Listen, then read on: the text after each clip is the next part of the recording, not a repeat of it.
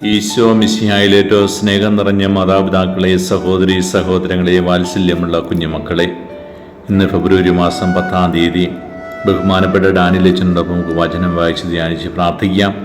ഇന്ന് നമ്മൾ വചനം വായിച്ച് ധ്യാനിക്കുന്നത് പുറപ്പാടിൻ്റെ പുസ്തകം 23-ാം അധ്യായം, ലേവ്യറിൻ്റെ പുസ്തകം 16-ാം അധ്യായം, സങ്കീർത്തനം 77. പുറപ്പാടിൻ്റെ പുസ്തകം 23-ാം അധ്യായം 1 മുതലുള്ള തിരുവചനങ്ങൾ. വ്യാജവാർത്ത പ്രചരിപ്പിക്കരുത്, കള്ളസാക്ഷ്യം നൽകിയ കുറ്റക്കാരന് കൂട്ടു നിൽക്കരുത്, ഭൂരിപക്ഷത്തോട് ചേർന്ന് തിന്മ ചെയ്യരുത്, ഭൂരിപക്ഷത്തോട് ചേർന്ന് നീതിക്കെതിരായി കോടതിയിൽ സാക്ഷ്യം നിൽക്കരുത്, വ്യവഹാരത്തിൽ ദരിദ്രന് പ്രത്യേക പരിഗണന നൽകരുത്, ശത്രുവിൻ്റെ കാളയോ കഴുതിയോ വഴിതെറ്റിപ്പോകുന്നത് കണ്ടാൽ അതിനെ അവൻ്റെ അടുക്കൽ തിരിച്ചെത്തിക്കണം, നിന്നെ വെറുക്കുന്നവൻ്റെ കഴുത ചുമടിന് കീഴെ വീണ് കിടക്കുന്നത് കണ്ടാൽ നീ കടന്നു പോകരുത്, അതിനെ എഴുന്നേൽപ്പിക്കാൻ അവനെ സഹായിക്കണം, വ്യവഹാരത്തിൽ ദരിദ്രന് നീതി നിഷേധിക്കരുത്, തെറ്റായ കുറ്റാരോപണത്തിൽ നിന്ന് ഒഴിഞ്ഞു നിൽക്കുക, നിഷ്കളങ്കരെയും നീതിമാന്മാരെയും വധിക്കരുത്, ദുഷ്ടനെ ഞാൻ വെറുതെ വിടുകയില്ല, കൈക്കൂലി വാങ്ങരുത്, അത് വിഞ്ഞനെ അന്ധനാക്കുകയും നീതിമാനെ കള്ളം പറയാൻ പ്രേരിപ്പിക്കുകയും ചെയ്യുന്നു. നിങ്ങൾ പരദേശികളെ പീഡിപ്പിക്കരുത്. ഈജിപ്തിൽ പരദേശികളായിരുന്നു നിങ്ങൾക്ക് പരദേശികളുടെ ഹൃദയവികാരങ്ങൾ അറിയാമല്ലോ.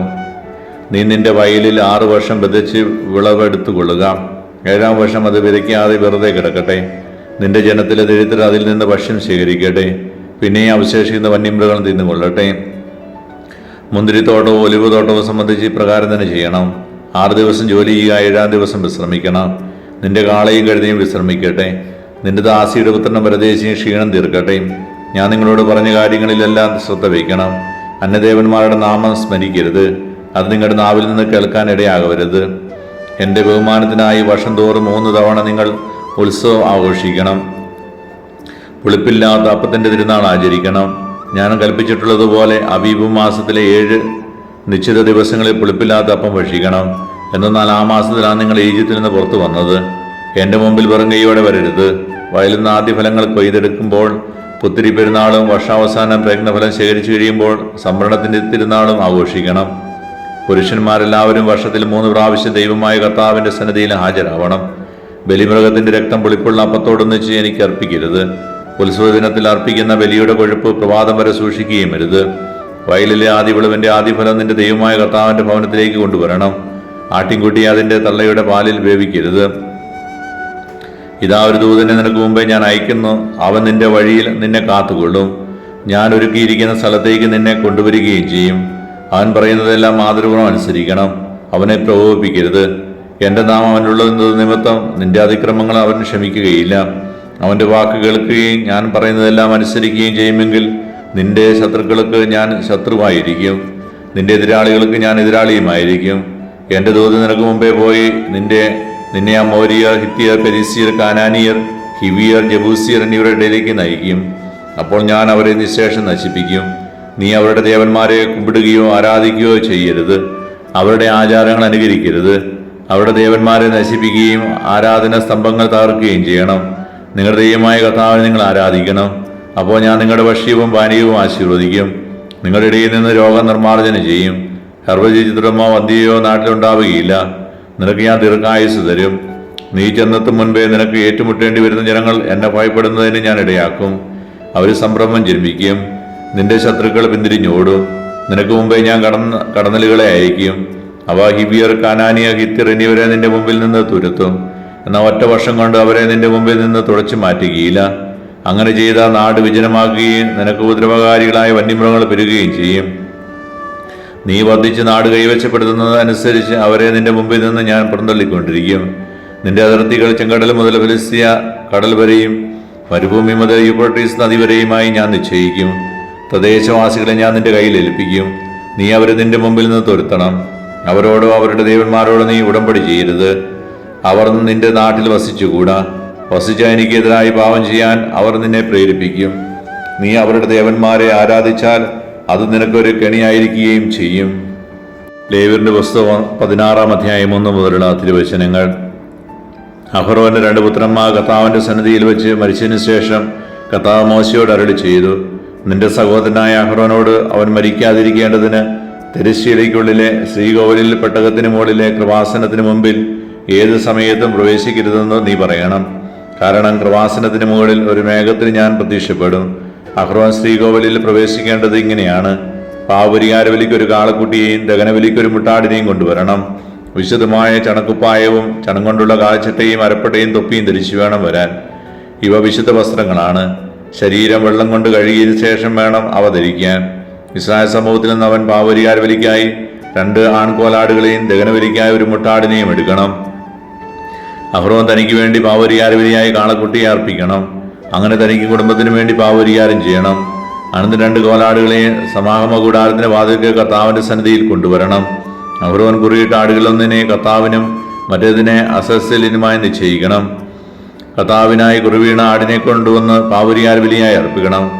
എന്നാൽ അസസ്സേലിനായി കുറിവീണ ആടിനെ പാവപരിഹാരം ചെയ്യുന്നതിനും അസസ്സേലിനായി മരുഭൂമിയിലേക്ക് വിട്ടയക്കുന്നതിനും വേണ്ടി ജീവനോടെ കർത്താവിന്റെ മുമ്പിൽ നിർത്തണം. അഹ്റോൻ തനിക്കും കുടുംബത്തിനും വേണ്ടി പാവപരിഹാരബലിയായി കാളക്കുട്ടിയെ സമർപ്പിക്കണം. അവൻ അതിനെ കൊള്ളണം. അനന്തരം കർത്താവിന്റെ സന്നിധിയിലെ ബലിപീഠത്തിന്മേലുള്ള തീക്കനൽ നിറച്ച ധൂപ കലശമേന്തി സുരവിലമായ കുന്തിരിക്കപ്പൊടി കൈകളിൽ നിറച്ച് തിരുശരിക്ക് കത്തുവരണം. താൻ മരിക്കാതിരിക്കാൻ വേണ്ടി സാക്ഷിപേടകത്തിന്മേലുള്ള കൃപാസനത്തെ ധൂപപടലം കൊണ്ട് നിറയ്ക്കുന്നതിന് കർത്താവിന്റെ സന്നിധിയിൽ വെച്ച് അവൻ കുന്തിരിക്കാൻ തീയിലിടണം. അനന്തരം കാളക്കുട്ടിയുടെ കുറെ രക്തം എടുത്ത് കൈവരിൽ കൊണ്ട് കൃപാസനത്തിന്മേൽ മുൻഭാഗത്ത് തളിക്കണം. അതുപോലെ കൃപാസനത്തിന് മുമ്പിലും 7 പ്രാവശ്യം തളിക്കണം. ജനങ്ങളുടെ പാവപരിഹാരബലിക്കുള്ള കോലാടിനെ കൊന്ന് അതിന്റെ രക്തം തിരശ്ശീലയ്ക്കകത്ത് കൊണ്ടുവന്ന് കാളക്കുട്ടിയുടെ രക്തം കൊണ്ട് ചെയ്തതുപോലെ കൃപാസനത്തിന്മേലും കൃപാസനത്തിന്റെ മുൻപിലും തളിക്കണം. അങ്ങനെ ഇസ്രായേൽ ജനത്തിന്റെ അശുദ്ധിയും തിന്മകളും പാപങ്ങളും നിമിത്തം അഹ്റോൻ വിശുദ്ധതലത്തിനു വേണ്ടി പാവപരിഹാരം ചെയ്യണം. അവരുടെ ഇടയിൽ അവരുടെ അശുദ്ധിയുടെ മധ്യേ സ്ഥിതി ചെയ്യുന്ന സമാഗമ കൂടാരത്തിന് വേണ്ടിയും ഇപ്രകാരം തന്നെ ചെയ്യണം. പുരോഹിതൻ തനിക്കും കുടുംബത്തിന് ഇസ്രായേൽ ജനത്തിന് മുഴുവനും വേണ്ടി പാവപരിഹാരം ചെയ്യുന്നതിനായി ശ്രീകോവിലിൽ പ്രവേശിച്ചിട്ട് തിരിച്ചു വരുന്നതുവരെ ആരും സമാഗമ കൂടാരത്തിൽ ഉണ്ടായിരിക്കരുത്. അനന്തരം അവൻ കർത്താവിന്റെ സന്നിധിയിലുള്ള ബലിപീഠത്തിലേക്ക് ചെന്ന് അതിനുവേണ്ടിയും പാവപരിഹാരം ചെയ്യണം. കാളക്കുട്ടിയുടെയും കോലാടിനെയും കുറച്ച് രക്തമെടുത്ത് ബലിപീഠത്തിന്റെ കൊമ്പുകളിൽ പുരട്ടണം. കുറെ രക്തമെടുത്ത് വിരൽ കൊണ്ട് 7 പ്രാവശ്യം അതിന്മേ തളിച്ച് അതിനെ ശുദ്ധീകരിക്കുകയും ഇസ്രായേൽ ജനത്തിന്റെ അശുദ്ധിയിൽ നിന്ന് പൗത്രീകരിക്കുകയും ചെയ്യണം. ശ്രീകോവിലിന് സമാഗമ കൂടാരത്തിന് ബലിപീഠത്തിന് വേണ്ടി പാവപരിഹാരം ചെയ്തതിനു ശേഷം ജീവനുള്ള കോലാടിനെ കൊണ്ടുവരണം. അതിന്റെ തലയിൽ കൈകൾ വെച്ച് അഹ്റോൻ ഇസ്രായേൽ ജനങ്ങളുടെ എല്ലാ കൃത്യങ്ങളും അക്രമങ്ങളും പാപങ്ങളും ഏറ്റുപറയണം. അവയെല്ലാം അതിന്റെ ശിരസ് ചുമത്തി ഒരു നീ നിൽക്കുന്ന ഒരാളുടെ കൈവശം അതിനെ മരുഭൂമിയിലേക്ക് വിടണം. കോലാട് അവരുടെ കുറ്റങ്ങൾ വഹിച്ചുകൊണ്ട് വിജനപ്രദേശത്ത് പോകട്ടെ. നാടിന് നയിക്കുന്നയാൾ അതിനെ മരുഭൂമിയിൽ ഉപേക്ഷിക്കണം. അനന്തരം അഹ്റോൻ സമാഗമ കൂടാരത്തിൽ ചെന്ന് ശ്രീകോവിലിൽ പ്രവേശിച്ചപ്പോൾ ധരിച്ചിരുന്ന ചണവസ്ത്രങ്ങൾ ഊരിവെക്കണം. അവൻ വിശുദ്ധ സ്ഥലത്ത് വെച്ച് ദേഹം വെള്ളം കൊണ്ട് കഴുകി സ്വന്തം വസ്ത്രം ധരിച്ചുവെന്ന് തനിക്കും ജനത്തിനു വേണ്ടി ദഹനബലി അർപ്പിച്ച് പാവപരിഹാരം ചെയ്യണം. ബലിമൃഗത്തിന്റെ മേധസ് ബലിപീഠത്തിൽ വെച്ച് ദഹിപ്പിക്കണം. കോലാടിനെ അസസ്സലിന് വേണ്ടി കൊണ്ടുപോയവൻ തന്റെ വസ്ത്രങ്ങളും ദേഹവും വെള്ളത്തിൽ കഴുകിയതിനു ശേഷമേ പാളയത്തിലേക്ക് വരാവൂ. ശ്രീകോവിലിൽ പാവപരിഹാരബലിക്കുള്ള രക്തത്തിനായി കൊന്ന കാളക്കുട്ടിയെയും കോലാടിനെയും പാളയത്തിന് വെളിയിൽ കൊണ്ടുപോകണം. അവയുടെ തോലും മാംസവും ചാണകവും തീയിൽ ദഹിപ്പിക്കണം. അത് ദഹിപ്പിക്കുന്നവൻ തന്റെ വസ്ത്രവും ശരീരവും വെള്ളത്തിൽ കഴുകിയതിനു ശേഷമേ പാളയത്തിൽ പ്രവേശിക്കാവൂ. ഇത് നിങ്ങൾക്ക് എന്നേക്കുമുള്ള നിയമമാണ്. 7-ാം മാസം 10-ാം ദിവസം നിങ്ങൾ ഉപവസിക്കണം. നിങ്ങളോ നിങ്ങളുടെ ഇടയിലുള്ള വിദേശീയരോ അന്ന് ജോലി ചെയ്യരുത്. പാവങ്ങളിൽ നിന്നെല്ലാം ശുദ്ധീകരിക്കപ്പെടാനായി നിങ്ങൾക്ക് വേണ്ടി പാവപരിഹാരം ചെയ്യുന്ന ദിവസമാണ്. നിങ്ങൾക്കിത് വിശ്രമം നൽകുന്ന വിശുദ്ധ സാബത്ത് ദിവസമാണ്. നിങ്ങൾ ഉപവാസം അനുഷ്ഠിക്കണം. ഇത് എന്നേക്കുമുള്ള നിയമമാണ്. സ്വപിതാവിന്റെ സ്ഥാനത്ത് അഭിഷിക്തനായി പ്രതിഷ്ഠിക്കപ്പെട്ട പുരോഹിതൻ പരിശുദ്ധമായ ജനവസ്ത്രങ്ങൾ അണിഞ്ഞ് പാവപരിഹാരം ചെയ്യണം. ശ്രീകോവിലിനും സമാഗമ കൂടാരത്തിനും ബലിപീഠത്തിനും പുരോഹിതന്മാർക്കും ജനസമൂഹത്തിനും വേണ്ടി അവൻ പാവപരിഹാരം ചെയ്യണം.